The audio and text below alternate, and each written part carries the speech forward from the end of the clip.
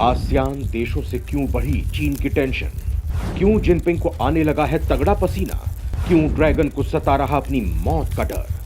क्या भारत ने कर दिया है तगड़ा खेला? दोस्तों, चीन भले ही भारत की सीमा पर खुराफात कर रहा हो, जंग की तैयारी कर रहा हो, युद्ध के लिए साजो सामान जुटा रहा हो, अपने सैनिकों का जमावड़ा बढ़ा रहा हो, लेकिन भारत ने उसकी नाक में नकेल डालने का कुछ और ही इंतजाम कर लिया है। सीमा के साथ साथ उसकी अर्थव्यवस्था पर चोट करने की मोदी सरकार ने पूरी तैयारी कर ली है। मोदी सरकार का यह हथौड़ा चीन पर इतना भारी पड़ने वाला है कि उसकी नानी याद आ जाएगी। दोस्तों, यहां सवाल ये उठता है कि मोदी सरकार ऐसा क्या कर रही है जिससे चीन की धुरियां बिगड़ जाएंगी, उसकी अर्थव्यवस्था की रफ्तार पर ब्रेक लग जाएगा। दोस्तों, आज जिस तरह दुनिया में भारत का दबदबा बढ़ रहा है, उससे बड़े बड़े संगठन भारत को अपने साथ बनाए रखना चाह रहे हैं। इसके उलट चीन की हरकतों ने उसे दुनिया में बदनाम कर दिया है। लोगों को यह दिखा दिया है कि चीन कितना खतरनाक देश है। उसकी मंशा भी किसी से छिपी नहीं है। दुनिया देख रही है कि किस तरह चीन दूसरे देशों की जमीन पर कब्जा करना चाह रहा है, किस तरह दूसरे देशों को अपना आर्थिक गुलाम बनाना चाह रहा है। शायद इसीलिए आज चीन की सीमा से सटे देश उससे भयाक्रांत हैं और भारत के रूप में उन्हें उम्मीद की एक किरण दिखाई पड़ रही है। दोस्तों, यहाँ सवाल उठता है कि आखिर ये देश कौन कौन से हैं, ये भारत से क्या चाहते हैं। दोस्तों, जैसा कि आप जानते हैं कि चीन की साजिशों का जवाब देने के लिए कई देश अमेरिका के साथ खड़े रहते हैं, क्योंकि उन्हें लगता है कि अमेरिका ही चीन का मुकाबला कर सकता है, उसकी ऐंठन ढीली कर सकता है, उसके ऊपर लगाम लगा सकता है। लेकिन हाल ही में अमेरिका ने भी चीनी नौसेना के सामने सरेंडर कर दिया है, उसकी नौसेना को खुद से बेहतर बता दिया है, जिसके बाद अब लोगों की निगाह भारत पर टिकी है, क्योंकि भारत ने चीन के खिलाफ मोर्चा खोल रखा है। वो चीन के हर वार का मुंह तोड़ जवाब देने के लिए तैयार रहता है, चाहे व्यापारिक क्षेत्र हो या सैनिक क्षेत्र। भारत चीन को किसी भी मोर्चे पर हावी नहीं होने दे रहा है। भारत की यही नीति उसे दुनिया में दूसरों से अलग और बेहतर बना रही है। शायद यही वजह है कि आसियान संगठन के लिए भारत उम्मीद की किरण बना है। दोस्तों, आज की हमारी रिपोर्ट भारत आसियान देशों के बीच बढ़ते इन्हीं संबंधों पर आधारित है, जिससे चीन की नींद उड़ी हुई है। भारत बना आसियान के लिए उम्मीद की किरण, चीन की अब बजेगी तगड़ी बैंड। दोस्तों, ताइवान से लेकर फिलीपींस तक पूरे दक्षिण चीन सागर में तनाव बढ़ता ही जा रहा है। एक तरफ जहां चीन ताइवान पर कब्जा करने की तैयारी कर रहा है, वहीं दक्षिण चीन सागर के कई देशों के साथ उसका सीमा विवाद गहरा गया है। चीन कई कृत्रिम द्वीप बनाकर पूरे दक्षिण चीन सागर पर दावा ठोक रहा है। इन द्वीपों पर चीन ने बड़े पैमाने पर फाइटर जेट और मिसाइलें तैनात की हैं। चीन के युद्धपोत अक्सर ताइवान को घेरने के लिए यहां से अभ्यास करते रहते हैं। इससे अमेरिका की नौसेना के साथ चीन का टकराव बढ़ता जा रहा है और कहा जा रहा है कि भविष्य में जापान और अमेरिका के साथ चीन की झड़प हो सकती है। इसी खतरे को देखते हुए अब आसियान के देश भारत की ओर उम्मीद और भरोसे की नजर से देख रहे हैं। दोस्तों, यहाँ सवाल उठता है कि आखिर ये आसियान संगठन क्या है, किन किन देशों से मिलकर बना है, भारत की विदेश नीति के लिए आसियान का क्या मायने है, चीन के खिलाफ मजबूत अस्त्र के रूप में भारत के कैसे काम आ सकता है। दोस्तों, आसियान एक संगठन है जो कि दक्षिण पूर्व एशियाई राष्ट्रों से मिलकर बना है, जिसकी स्थापना 8 अगस्त 1967 को की गई थी। इस संगठन का उद्देश्य एशिया प्रशांत क्षेत्र के देशों के बीच समृद्धि, आर्थिक विकास, शांति और स्थिरता कायम करना है। दोस्तों, जहां तक इसके सदस्य देशों का सवाल है, आसियान में कुल 10 देश शामिल हैं। शुरुआत में 5 देशों ने मिलकर यह संगठन बनाया था, जिसमें इंडोनेशिया, मलेशिया, थाईलैंड, सिंगापुर और फिलीपींस शामिल थे। इसके बाद 7 जनवरी 1984 को ब्रुनई, दारुसलाम, 28 जुलाई 1995 को वियतनाम, 23 जुलाई 1997 को लाओस और म्यांमार और 30 अप्रैल 1999 को कंबोडिया शामिल हुए। दोस्तों, यहाँ सवाल उठता है कि आखिर इस संगठन का निर्माण क्यों किया गया, इसका उद्देश्य क्या है। तो दोस्तों, आपको बता दूं कि आसियान शिखर सम्मेलन में दक्षिण पूर्व एशियाई देशों के आर्थिक, राजनीतिक, सुरक्षा और सांस्कृतिक मुद्दों पर चर्चा होती है।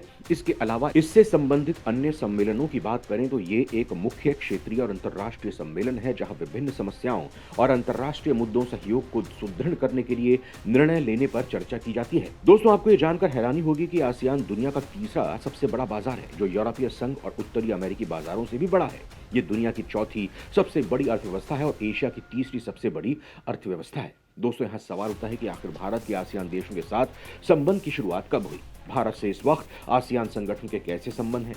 1991 में तत्कालीन प्रधानमंत्री द्वारा भारत की सामाजिक आर्थिक स्थिति को बढ़ावा देने के लिए एलपीजी सुधारों को अपनाया गया था। उसी समय भारत ने दक्षिण पूर्व एशियाई देशों के साथ अपने आर्थिक और सामरिक संबंधों को बढ़ाने के लिए लुक ईस्ट पॉलिसी को अपनाया। 2009 में भारत ने आसियान के साथ मुक्त व्यापार समझौते पर हस्ताक्षर किए। दोस्तों, यहाँ सवाल ये उठता है कि आखिर भारत और आसियान देशों के बीच कैसे व्यापारिक संबंध हैं। भारत आसियान देशों के साथ कितना आयात निर्यात करता है, भारत की आसियान देशों के साथ कुल कितनी हिस्सेदारी है। तो दोस्तों, आसियान भारत का 5वां सबसे बड़ा व्यापारिक साझेदार है। भारत के कुल व्यापार में आसियान की भागीदारी करीब 10.6% है। भारत के कुल निर्यात में आसियान देशों को होने वाले निर्यात का हिस्सा 11.28% है। इसके अलावा भारत और आसियान के बीच कई अन्य क्षेत्रों में सहयोग चल रहा है। पीएम मोदी ने आसियान की एकता को भारत की प्राथमिकता बताया था। दोस्तों, आसियान अर्थव्यवस्थाओं के साथ भारत का द्विपक्षीय व्यापार 2025 तक $300 अरब तक पहुंचने की उम्मीद है। दोस्तों, सवाल अभी भी कायम है कि आखिर आसियान देशों के साथ संबंध बढ़ाने से भारत चीन को किस तरह मदद दे रहा है। आखिर कैसे आसियान देश चीन के खिलाफ भारत के लिए मजबूत अस्त्र साबित हो रहे हैं। दोस्तों, भारत ने वैश्विक वाणिज्य की साझा दृष्टि को बढ़ावा देने के लिए और दक्षिण चीन सागर में चीन के आक्रामक व्यवहार और हिंद महासागर पर इसके बढ़ते प्रभाव का मुकाबला करने के लिए 2019 में बैंकॉक में भारत आसियान शिखर सम्मेलन आयोजित किया गया था, जिसमें भारत आसियान ने प्रशांत महासागरों की पहल के दृष्टिकोण पर गहन चर्चा की गई थी। जबकि 2020 में आयोजित शिखर सम्मेलन भारत आसियान के बीच कनेक्टिविटी पहल को तेज करने पर केंद्रित था। अभी हाल ही में भारत ने आसियान के वर्तमान अध्यक्ष ब्रुनेई के आमंत्रण पर भारत आसियान शिखर सम्मेलन में भाग लिया था, जिसमें कि सभी राजनेताओं ने साल 2022 पर 30वीं वर्षगांठ मनाते हुए भारत आसियान मैत्री वर्ष के रूप में घोषित किया था। दोस्तों, आपको बता दूं कि भारत आसियान शिखर सम्मेलन प्रतिवर्ष आयोजित किया जाता है और यह भारत और आसियान को उच्चतम स्तर पर जुड़ने का अवसर प्रदान करता है। दोस्तों, अब आपको समझ में आ गया होगा कि आसियान देशों के साथ भारत क्यों अपने संबंधों को मजबूत कर रहा है, क्यों चीन की काट के रूप में भारत आसियान देशों को मजबूत कर रहा है। दोस्तों, साउथ चाइना मॉर्निंग पोस्ट की रिपोर्ट के मुताबिक सिंगापुर के ISEAS यूसुफ इशाक इंस्टीट्यूट के इस महीने जारी ताजा सर्वे में कहा गया था कि आसियान देशों में भारत के प्रति भरोसा बहुत तेजी से बढ़ रहा है। ये सर्वेक्षण रिपोर्ट ऐसे समय पर आई है जब भारत वैश्विक मंचों पर बहुत तेजी से दिखाई दे रहा है और उसने यूक्रेन युद्ध में किसी का पक्ष लेने से इनकार कर दिया।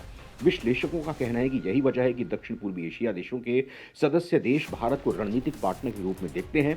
दोस्तों, एक ताजा सर्वेक्षण में इन देशों ने कहा है कि अमेरिका और चीन के बीच बढ़ती रणनीतिक प्रतिस्पर्धा से पैदा हुई अनिश्चितता के माहौल में यूरोपीय संघ और जापान के बाद ये संगठन भारत को चुनेंगे। इसी सर्वेक्षण में साल 2022 में भारत को आखिरी पायदान पर जगह मिली थी, लेकिन ताजा सर्वेक्षण में भारत की अप्रूवल रेटिंग 5.1 से डबल होकर 11.3 हो गई है। इस तरह से 6 देशों के समूह में भारत अब तीसरे नंबर पर पहुंच गया है। भारत के बाद ऑस्ट्रेलिया, ब्रिटेन और दक्षिण कोरिया का नंबर है। दोस्तों, दक्षिण एशिया के कई देश मानते हैं कि भारत एक शांतिपूर्ण खतरा नहीं पैदा करने वाली ताकत है। इसके अलावा भारत एक जोरदार आर्थिक प्रदर्शन कर रहा है और संभावनाओं से भरा हुआ है। भारत बहुध्रुवीय विश्व पर जोर देता है और चीन की जमीन पर कब्जा करने की नीति के आगे झुकने से इनकार कर दिया है। सर्वेक्षण में यह भी कहा गया है कि इन सब ने भारत की प्रतिष्ठा को बढ़ाया है। जानकारों ने कहा है कि पीएम मोदी और विदेश मंत्री जयशंकर दोनों ही वैश्विक मंचों पर बहुत सक्रिय हैं और मुखर हैं। भारत इस साल शंघाई सहयोग संगठन और G20 शिखर सम्मेलन को आयोजित करके एक बड़ी कूटनीतिक भूमिका निभाने जा रहा है। आसियान के कई देश भारत को शांतिपूर्ण, गैर खतरनाक ताकत के रूप में देखते हैं, क्योंकि भारत आर्थिक मोर्चे पर शानदार प्रदर्शन कर रहा है और चीन के सामने डटा हुआ है, जिसने उसकी प्रतिष्ठा को बढ़ाया है। इसके उलट चीन के व्यापारिक रिश्ते आसियान देशों के साथ दिनों दिन बिगड़ते जा रहे हैं। एक अध्ययन के मुताबिक क्षेत्र की स्वायत्तता और समावेश के लिए अवमानना के कारण दक्षिण पूर्व एशियाई लोगों में चीन को लेकर विश्वास की कमी है। दोस्तों, इसका कारण भी है। आसियान में शामिल देशों में से कई देशों के साथ चीन का सीमा विवाद चल रहा है और चीन की वर्तमान में आक्रामक नीति उसके इरादों को लेकर और भी संदेह पैदा करती है, जिससे आसियान देश डरे हुए हैं और भारत को चीन के मुकाबले के रूप में देखते हैं।